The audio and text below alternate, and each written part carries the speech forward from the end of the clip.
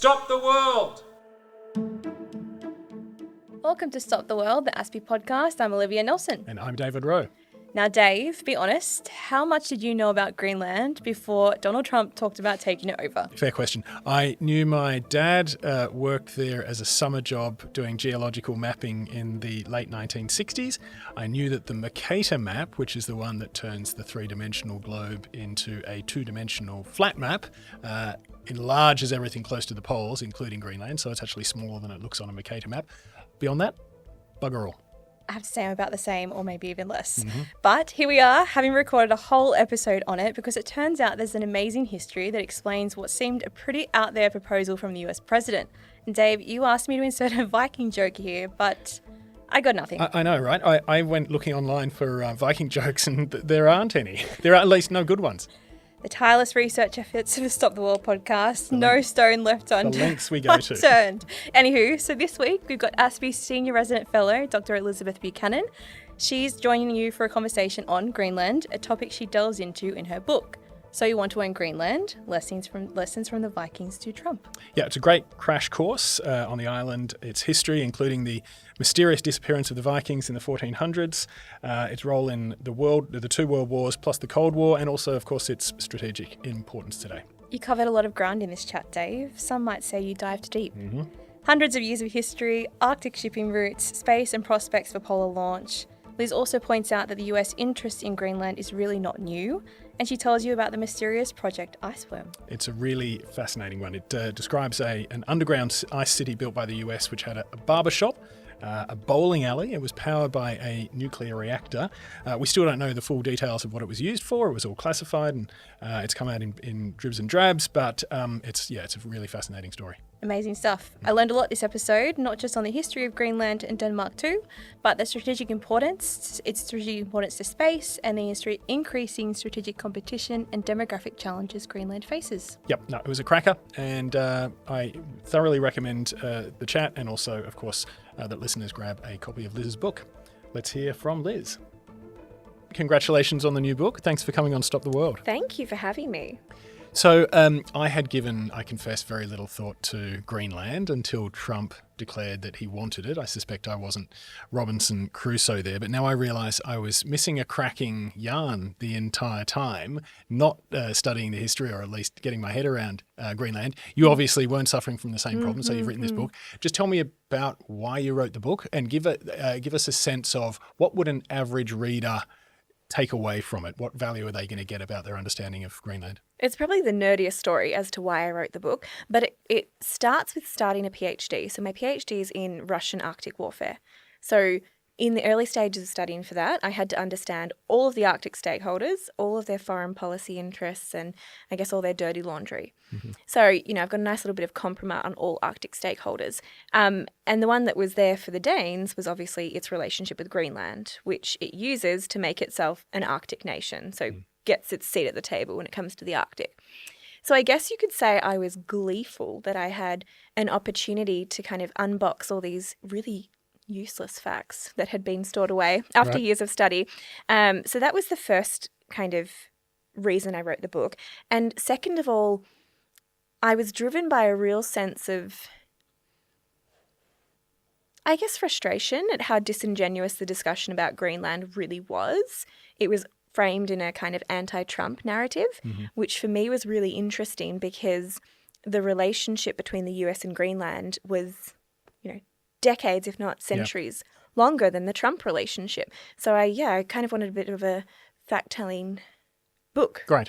Which is what I've ended up with, hopefully. So you must have been saying, thank you, Donald, for putting Greenland in the newspaper, because now I can actually I can use all of this information. I think I'd already inked the contract for the book, and then he went and did the State of the Union address in which he actually even called out the Greenlanders. So I've missed the chance to put an extra 0 or 2 on my on your sales contract, yes. Right, okay.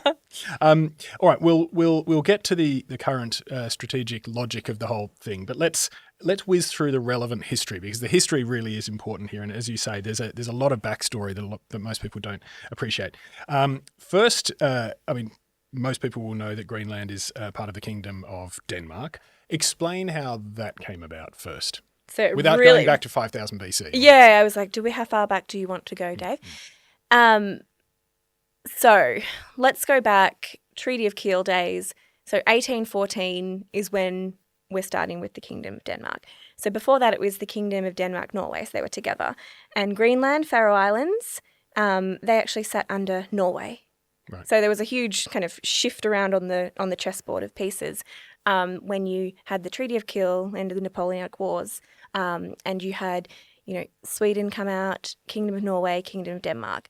So the relationship has been fraught for the Greenlandic people, I think, since its inception. It's always belonged to someone else in a sort of broader strategic sense, but the destiny for the Greenlandic people has always been independence. It's just a matter of how they get there.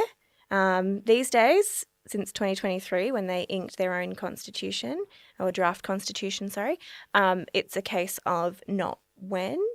Yep. Just Okay. how. Right. So there are indigenous Inuit from Greenland, yeah? Yep. Vikings at some point inhabited it. Yes. And then sometime in the 1800s it became, formally part of Denmark. Yeah, it came into a kingdom, right? Right. Came into a realm, and then we had the kind of broader wave of sort of, I don't want to say Anglosphere, but we had the broader wave of the European reach come to being. But what's really interesting as well about Greenland is if Greenland itself wasn't discovered, right? And this is the Vikings part of my book that I talk about, Eric the Red, who was sent for murder into exile there. Killed his neighbour? Yeah. Right. Well, various neighbours apparently. Right, okay. It depends on So what part of the North a, stories a, you believe. a dispute over a fence or something like that about a number barking- of different a neighbourly barking dog. disputes. Right, Yes. right. Had his son Leif there in Greenland, and when he was old enough to, set sail, he actually discovered what's today the North American continent. Right. So in America, they actually have an October, you have to fact check me, October the 9th or the 10th is the Leif Erikson Day. It's a national holiday in the US. Is that right? Yes. Okay. Pre-Columbus. I know Columbus Day, but Pre-Columbus, I didn't know there was a Leaf Day, a Leif It's Erikson Day. their Norse, day. So Greenland, what I'm saying is through the book, I highlight sort of through different vignettes the relationship that Greenland has always had to the US Right. and to the North American continent. All right. Well, let's get on to that because, when Trump declared that he wanted it, it felt more than random. It felt, unnecessarily provocative. As can be the case. He I think the State of the Union you mentioned, he said he'd get it one way or another. Now, it turns out that US interest and involvement goes back centuries, and there's nothing random about it at all. World not War at II all. and the Cold War, but even before that, just tell us the backstory there. So buying or owning or taking Greenland has been kind of a preoccupation for the US state since 1846 or so.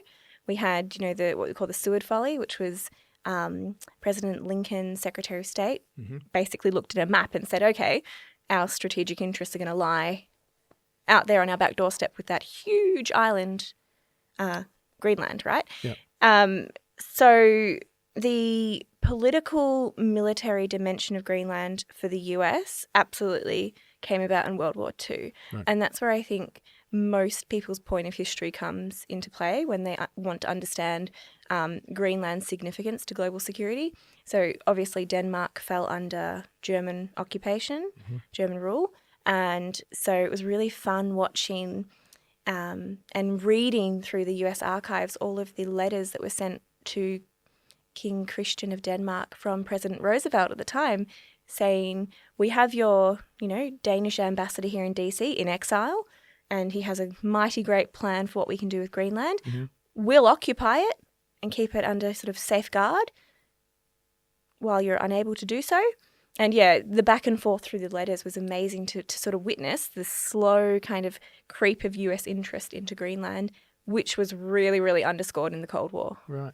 So, but the Danish leader said no thanks. Yeah, so King Christian at the time, Right. in these letters, think about it back then, it would take 9 or 10 days just to get a response to these heartfelt letters in which he was begging, terms like, dear friend, you must understand and accept that this is our sovereign territory,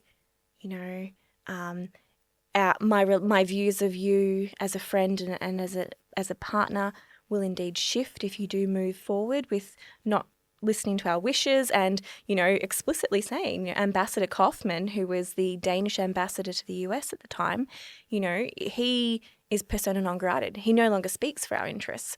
So at the time, the argument in sort of Roosevelt's circle there was, well, we can't be sure that this is his wish. Sure. He's under occupation. I mean, you're occupied by the Nazis. Exactly. So there was a little bit of wriggle room there. Yeah. Right. Okay. Yeah. We asked him, Mr. President, and he said no. But it was called Seward's Folly, did you say? Yes. Why was it a folly? Yes. Because people didn't understand spending money, US treasure. They bought Alaska at that point? Yeah, they had just after. So he was kind of picking off, right. The map. And also, let's be fair, it was not something new to say, let's buy Danish territory. They'd also purchased the US Virgin Islands from Denmark. But Alaska is seen as a masterstroke today, isn't it? But surely they got it cheap. it would be called Seward's brilliance today if they had actually bought it. And that's part of what my book tries to look at and unpack. History tells us a lot about what personal ambitions were and what politics of the day were. And I think it's super fascinating because, yes, Alaska was purchased by the US, but other sort of smaller rocks and islands around there, Wrangel Island, is very, very important to the Russians today. Right. And arguably that was also US at one time. Right. So maybe some sort of improved cooperation might be the way forward, and we'll come to that. Island drainage. So let's talk about the value of Greenland today, and I want to start with the strategic importance because of its geography. I mean, the US clearly sees a strategic risk if it doesn't control Greenland, and it's made that pretty clear to the Danes. In fact, Vice President J.D. Vance accused Denmark of failing to secure it from threats from Russia and China. First of all, is Washington right to be concerned? Yeah, I think we need to unpack the Vance comments that he made at the Pacific Space Base. Change the name of that one. It was in the time where there was huge US pressure for NATO countries to lift their spending. Yep. So the backstory here is that the Danes for decades have pointed to Greenland and said, here is our contribution to North Atlantic security. We let you base forces, we let you utilise this sovereign territory for the needs of the alliance and of US defence planning. So in many ways, it has been a little bit of a free pass. Yep. It's allowed the Danes to not have to spend as much because they've got this incredible asset. I think we've made that argument about Northern Australia in a slightly more subtle way. We perhaps, have. It's weird. It's half worked for the Danes. They've still had to invest more, and they are earmarking more funds for Greenland. But these aren't going into healthcare and education for the 57,000 people that live in Greenland. Again, it's going into force posture initiatives, so it's not necessarily what the Greenlandic people want. Right. So there's another level of social kind of bilateral tension there between the Danish people and the Greenlandic people. So Trump taking Greenland, and that was, I guess, the headline everywhere, was great for interest in the story, and I'm really happy that he threw those terms out there. But at the end of the day, in the book, I talk about some of the lessons that he wrote in The Art of the Deal, and I've kind of applied them to this maximalist approach he's taken about what you mentioned before, having Greenland one way or the other. Right. Arguably, I don't think that that's the end goal for Trump. I think it's about utilising Greenland. And so if he's moved the goalposts away from taking Greenland by military force, even though he says he won't rule it out, perhaps some agreement somewhere in the middle about being able to base more forces or to have more square footage afforded to US forces. The art of the deal in the sense of, make an ambit bid and then settle for around 50% of what and you can't change geography, and Greenland is a North American island. Yeah. It's not European. Yeah. Which you need to look at the. You need a globe. We need a map. Is no. We need a map. And in fact, I think we will actually we'll actually be able to project a map for our YouTube viewers. And then I can answer the question about the strategic value. Right? It's not only that kind of defence relationship. It's also look at a basic map and you can see how large this island is, how far it reaches up into the Arctic Ocean. It itself affords Denmark the identity of being an Arctic rim nation. There's all sorts of offshore seabed minerals, oil and gas, critical minerals, uranium. So they're of key interest. Fisheries are also a really big one for the EU. So the waters of Greenland, so for food security.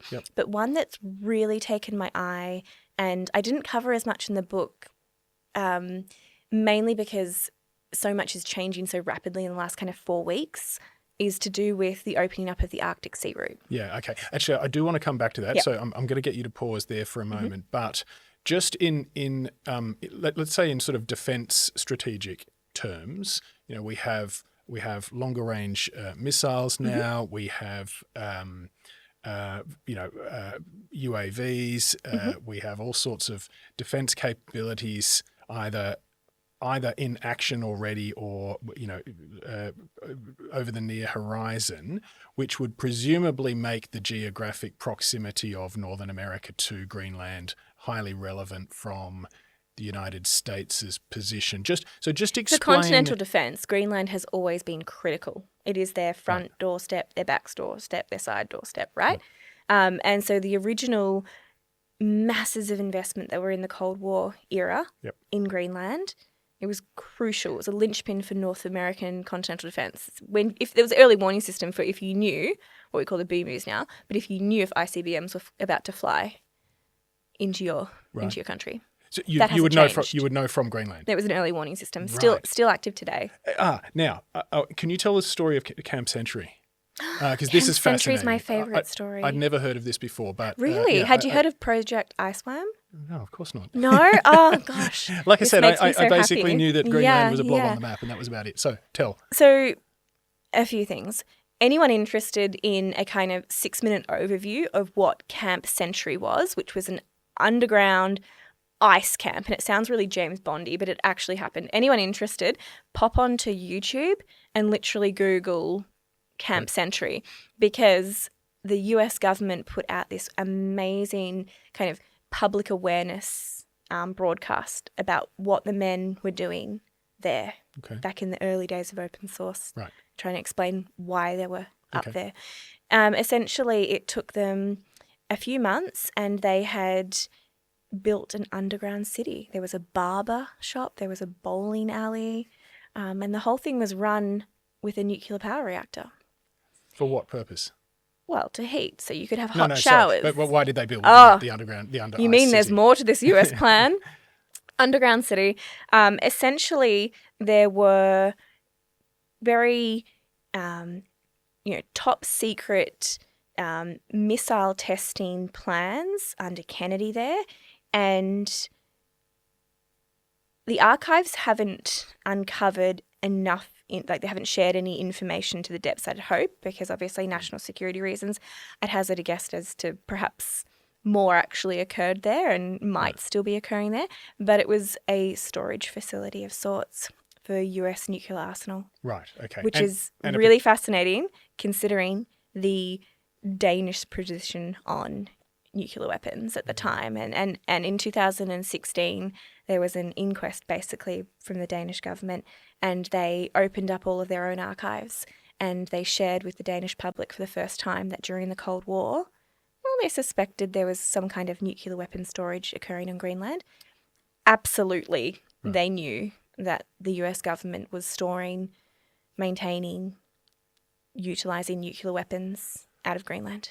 Because the US told them, or because they found out through their own means? Or so this is a story that I tell in the book as well, and it's basically the story of a piece of a scribbled letter shared in the halls of Washington, D.C. from the then Danish ambassador to his US State Department equivalent, basically saying, if we go back to the early treaties that we agreed when we have the Thule Air Base opening, and agreeing to have US force posture there in the Defence of Greenland Treaty, you never actually stipulated what you would be storing there. Mm-hmm. And so we are inferring that there are military-grade activities and storage facilities, but we never asked, and we never asked you to tell, and you never told us. So as far as, and it's literally word for word in the archives now, sitting with the Danish government, we are of the view that since we haven't asked and you haven't said anything, there's nothing to talk about.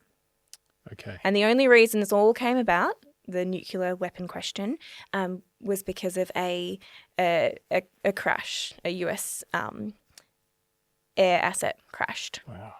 Wow. So Nuclear-armed air asset, I should say. he was essentially saying, we know, but we're going to do you a favor by pretending that we don't know. Yes. That sounds to me. Yes. Right. And was it storage with an intention to launch? Were they looking at building launching capability as well? Absolutely. Right. Absolutely. And then... But that didn't happen. In the end? What we know, publicly we don't know. We know that within 6 or so months it was deemed unnecessary to have that kind of military footprint and those facilities there. And so I think it was NASA a few years ago found Camp Century by accident with a flyover because of the ice melt. Found all sort of the ingresses and wondered what was there, an under ice facility. Wow. So this is how you pull a thread on it. One US agency didn't know that it was found it sounds a lot like Canberra, right? I'm not going to go there, but witty.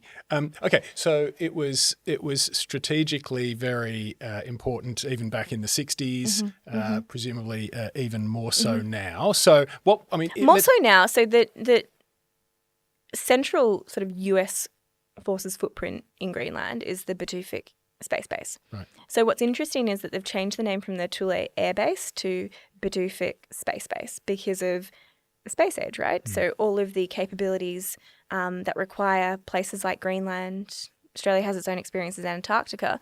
If you've got limited thermal interference, then you've got a really clear shot to space. You've got a really good picture. So this is why places like Greenland, thermal interference comes from houses, from cars, from people, from populations.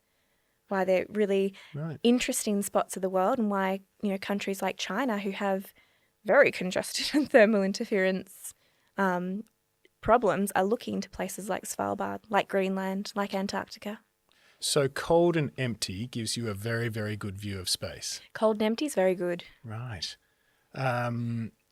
So please don't ask me to go into the kind of space physics because I can't 101 it. No, that's okay. But what I'm taking from this is that there would be enormous value across a range of motivations for either China or Russia to control Greenland. Not so much for Russia because if you think of where they are strategically located anyway in the Arctic, they've got neighbouring islands, sort of, I guess, island Arctic chains you could call them. But it's about being able to discourage any broader US footprint on its own back doorstep. Right. So Russia would be entirely happy with the Danes trying to curtail or limit US expansion there in Greenland. Right, okay, interesting. But China, I mean, is it... Different story. Is it plausible, or is it excessive for the US to be worrying about a Chinese takeover of Greenland, for instance? Yeah, really good question, because in Northern Europe, the discussion about China and its interest in Greenland has really been limited to early Chinese interest in building and operating new airports for Greenland. So it was an infrastructure problem, right? There was questions around why the Chinese would offer to fund and to build them, and obviously they'd want clauses to access, right? But through the work that ASPI does, which is so critical in terms of the China Defence University Tracker, like that has been critical in trying to get Northern Europe to understand that it's more the Chinese investment in higher education in Denmark and in Greenland to do with, you know, polar research and scientific research are the things you need to be monitoring. Mm-hmm. So you've had an announcement in the last year of the BRICS grouping greenlighting a polar research initiative, which will be housed out of Yellow River Station, which is China's Arctic station in Svalbard, which is near Greenland. Mm. So there's all these other kind of secondary games afoot, but that was the point about the strategic value of Greenland. It's not just something that Trump's US wants. It's also something that, from the Danish point of view, they don't like to talk about because it triggers a whole lot of social discussions back at home about what they've done to these people. Right. Okay. So any way you cut it, there's a strategic win and a strategic loss. when it comes to Greenland. And again, we'll come back to the current state of politics because I do think that's interesting, particularly how it's shifted over the past, a few months, but going back to 2019. So let's just quickly cover off on some of those other factors. So, I mean, you've talked about space, the resources you touched on as well. Mm-hmm. Is it very resource rich? Mm-hmm. Are these resources accessible? Are they becoming more accessible as ice melts, for instance? They are. If we talk about on the islands, on Greenland, they absolutely are. They run into a problem around manpower. So with 57,000 people, over half of those that are able to work are already employed by either the Greenlandic or Danish governments. There's that issue. Mm-hmm. But they've also got an ageing population. So resource extractive industries are really labour intensive. So first of all, they're going to have to bring in the labour. Yep. Where does that come from? How does an infrastructure, it's a chicken and egg issue. They want to be independent, but they need to have a sustainable economic base to do so. So they need to pivot away from these kinds of industries like resources. So this is where interest in tourism or in education and research comes to play, or foreign direct investment. And it will need to come from other actors. The Danes, they inject most, if not all, 80% of the social budget. They cover that, but it's in a coercive way. Your healthcare, your education, everything's looked after by the Danish purse. But at the same time, if they want to be independent, they need to be sustainable. So they need to diversify away from that. And it's really interesting reading the fine print about how that will happen, because the Danes say, there's a cap of X millions of dollars that the Danish can earn. Sorry, the Greenlandic people can earn, and then the benefits that the Danes inject start to decrease. Right. So it has to be sustainable. And this is why, as an Australian, I found it so interesting. The political discourse in Greenland was looking for external investment. And it's looking at the EU. It's looking at the US. And it will start looking at China. Mm-hmm. I'm right in thinking there are critical mineral deposits, or there are believed. No, I mean, so doesn't it make a whole lot of sense if you want to, for, quote unquote, the West, that is looking to have resilient, diversified supply chains of critical minerals, to be investing in something like absolutely. And the Chinese interest in Greenland, yes, it's the minerals and these resources first and foremost. But second of all, it's space.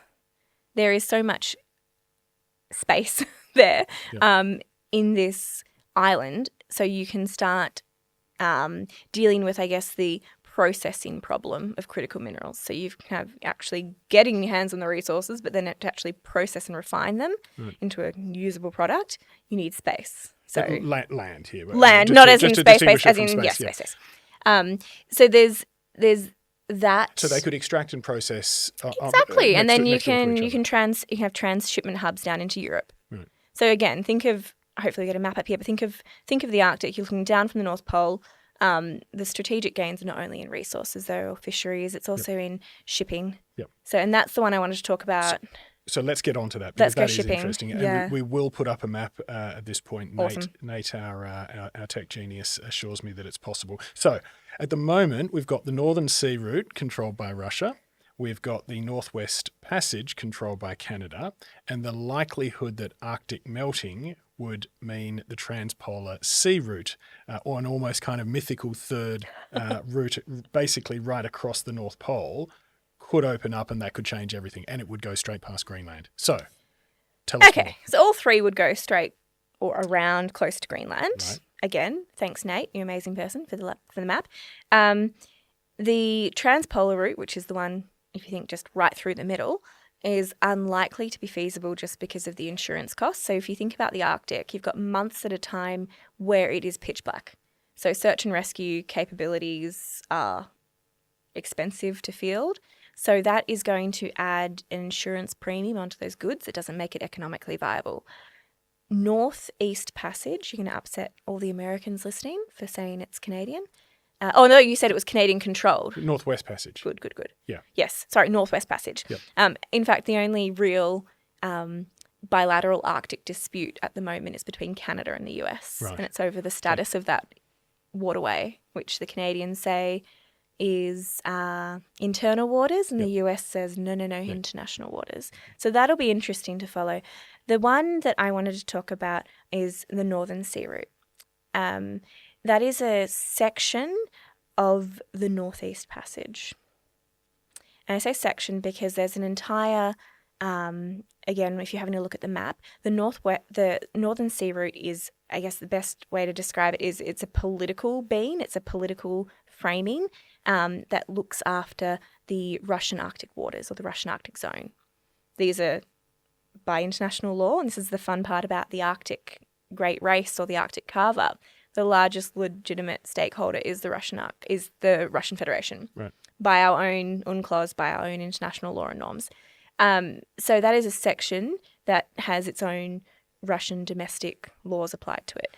So the route goes across the top of Russia. Yes, it hugs the Russian Arctic coast, Yep. and then it kind of comes down into the Barents Sea through Norway and then out into the North Atlantic. I see. And there's also a section when you're entering the Northern Sea Route that you're going up through the Bering Strait, up the top of the Pacific Ocean. So that's international Between waters. Alaska and Russia. Yes, Right. yes.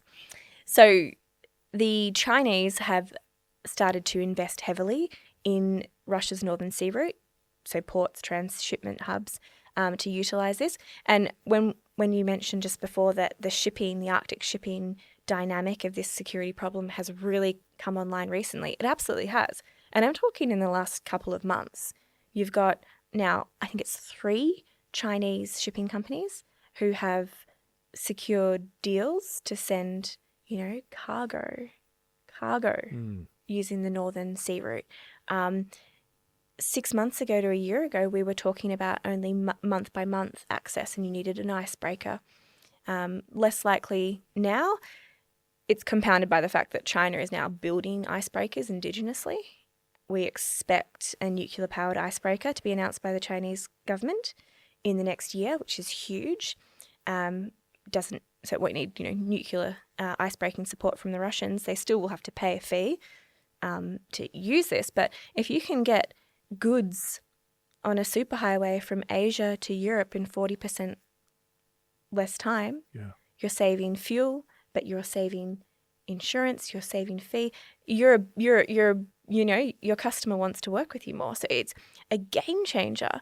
And another one in the last month has been South Korea. They're now legislating to turn north and start utilising an Arctic shipping route. So where Greenland comes into play here is you have the Greenland, Iceland, United Kingdom gap. So it's a choke point that was a historical, relic, you could say, of the Cold War. So one of the key concerns for NATO was it needed to be able to track Soviet subs that have to go through the GRUK gap to get out into the North Atlantic. Mm-hmm. Okay. Right, so they had all sorts of sensors there that fell into disrepair, and now they're getting repaired slowly and surely. So you have the potential, should you want to frustrate Chinese transportation, the next superhighway. Whether or not you want to do it, remains to be seen. So it is a kind of strategic domino effect with the Arctic opening up for Australia. And this brings me to the point where some people say, why would an Australian write a book about Greenland? And here I am saying that these ends of the earth are so much more connected than we realised, right? We want to focus on the Indo-Pacific as our primary strategic theatre, but the roof or the ceiling and the floor of that theatre, they're the polar regions. Yeah. What's going on at the ends of the earth does matter. But take shipping, for example. If you start reorientating global shipping itineraries through the north, through the Arctic, between Asia and Europe, that takes a lot of pressure off the Malacca Strait, off the South China Sea. Mm-hmm. It makes Australia a very pricey market to resupply for all of our importation needs. And it also makes regional Southeast Asian economies like Singapore, it puts them into very, very dire straits budget-wise if the majority of their economy relies on being a, shipping nation for the region. Let me just make sure that I've got this correct in a nutshell then.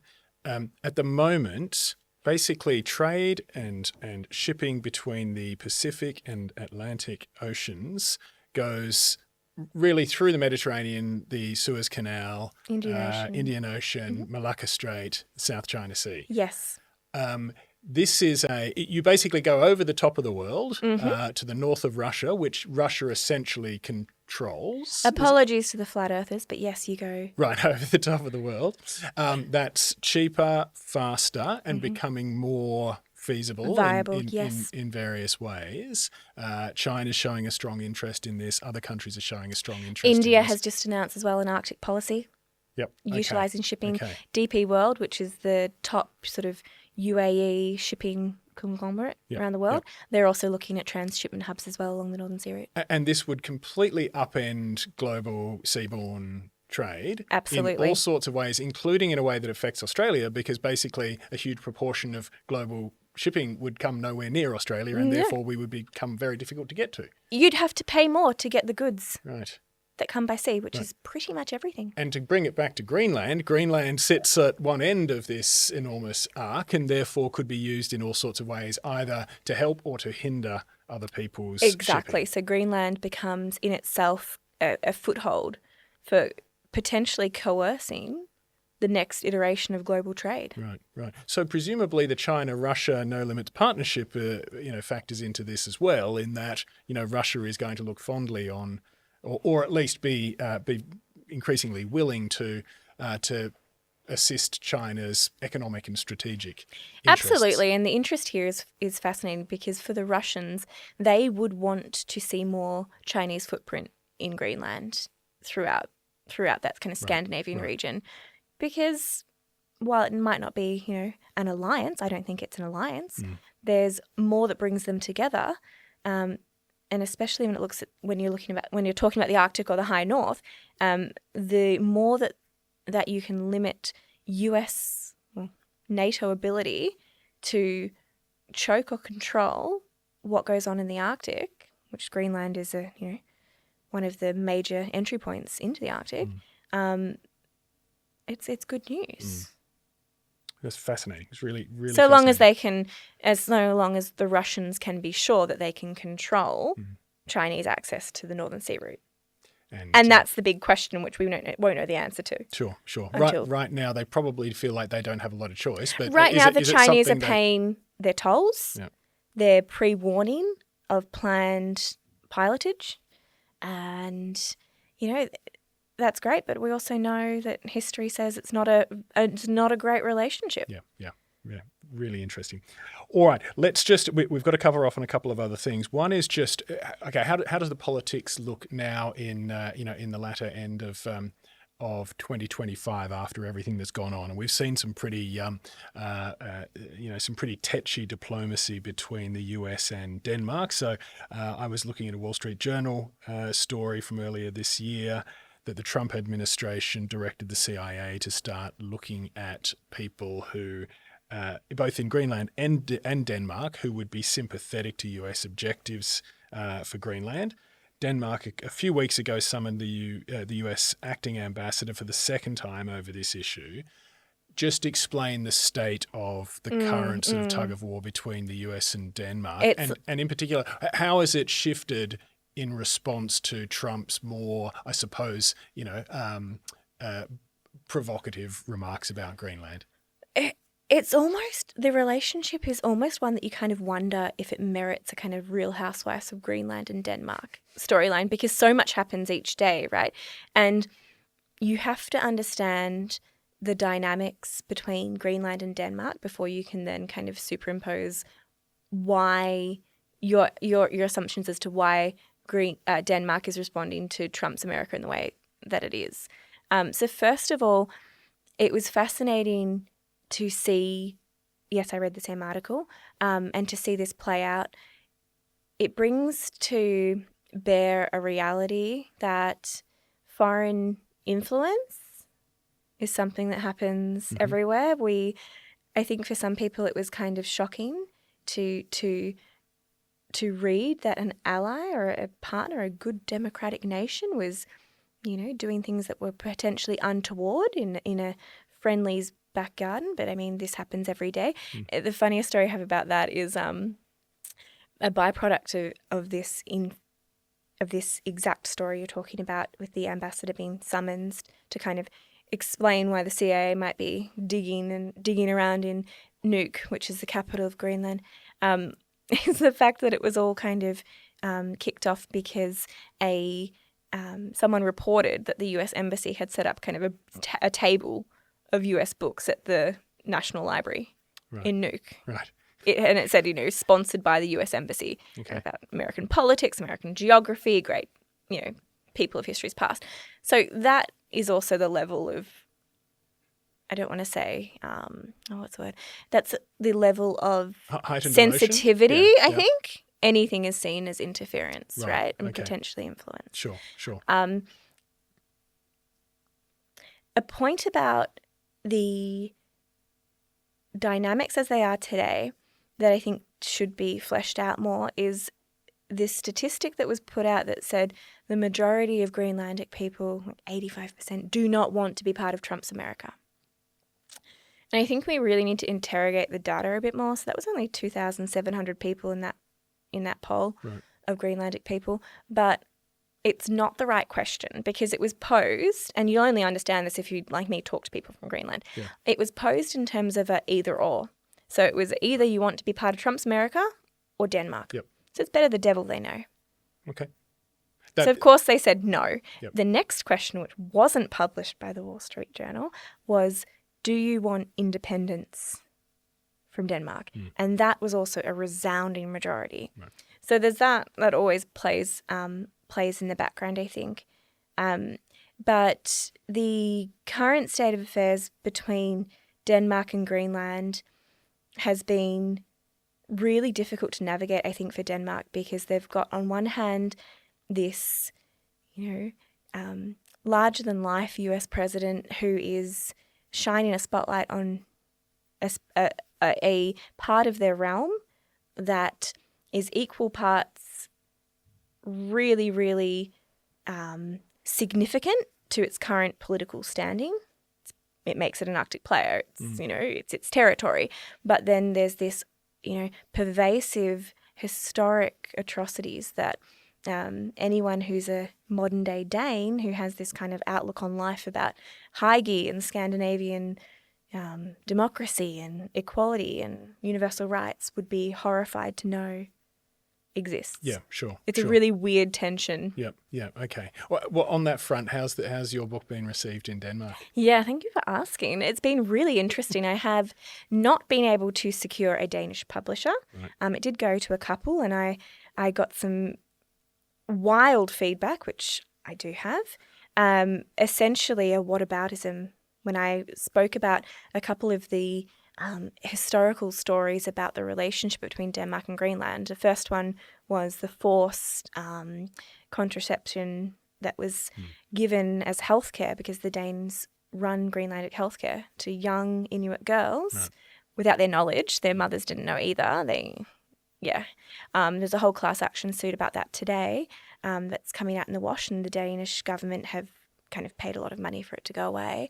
There's that story, and the second story was the Danish Queen, Margrethe, took 10 Inuit children and basically selected them in Greenland, brought them back to the Danish kingdom, gave them out to her friends, advisors, and they wanted basically to do a 7-up or whatever the British equivalent's called to see if they could turn these Inuit children into Danish citizens. Right. It didn't work out well. It lasted about 12 months, and then they tried to return the children. And of the 10 or so, I think, that were part of the program, there's only 2 or 3 alive today. Right. So huge psychological issues there. Yeah. It is interesting because the whataboutism was basically framed to me by one publisher as, well, as an Australian author, how dare you talk about these really bad historical things on our book if you haven't even discussed what you've done to your own Indigenous population. And I just thought, that's not the point. It's not a book about that. Funny that in a book about Greenland and its relations with so there's a countries. Deep psychological shame at the heart of this, and I do wonder how much, and history books later in time when we can look back and see It won't be me. Hopefully my kids will want to do it. Look at the archives and see what the Danish discussions were in government. But I wonder how much of the anger and pushback against the Trump interest in Greenland is to do with keeping their own very spotty history silent. One huge point that already underscores that is the fact that under the Washington Treaty, so NATO alliance, Article 4, where we can have a discussion, Article 5, the Mutual Defence Treaty, but Article 4, we can have a discussion about someone in the alliance feeling threatened. Denmark has not triggered that, has not triggered any of those discussions, despite there being a number of statements now made by the US government about intent or planning to take sovereign territory. Why? Because that wasn't a body that was, established to defend from within the hen house. No, it's from the outside. It would be a bit weird calling NATO to to respond to another NATO member, right? Trump. And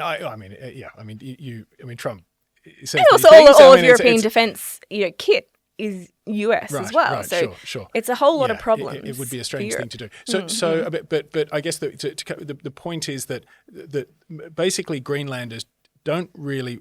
Taking that poll, acknowledging what you said about the either or binary, that's always a little bit tricky with polling. I think, to defend the poll, it sounds like they polled about 4.5% of the Greenland population, which as polls go is actually a fairly large slice. If you did that in Australia, it would be over 1 million people. But obviously the binary is a problem. But I think we can reasonably say that that most Greenlanders don't want to be incorporated into the United States of America, but nor do they necessarily appreciate the current relationship they have with Denmark. Do they actually just want to become independent? They do. But also recognise that the economic viability of that in the short term is for the sustainability of their independence. Yes, it's a chicken. As I said, it's a chicken and egg thing. They need to have the economics sorted so they can actually prosper as a country. But then it's such an impossible issue, because then if you dig into the sort of the self-government 2009 Self-Governance Act for Greenland that the Danish Parliament passed, it says the end goal, where we're all working to get to, is for not autonomy but complete independence of the Greenlandic nation. Then there's the fine print, which says Greenland must hold a referendum on this, which they've done twice now, and it's astoundingly yes. But the fun little fine print, which brings us back to this impossible problem, is that the results of the referendum must, quote, be approved by the Danish Parliament. Right. Why would Denmark sever Greenland? It's like taking off your healthy leg. It gives you vast resources in the Arctic. It's a bounty gold mine. It makes you a relevant Arctic player. And there are serious concerns that if Greenland was to be given, its exit, the Faroe Islands would follow suit. Without the Faroe Islands, you then don't have a kingdom. You just have Denmark. Right. Okay. So this is huge.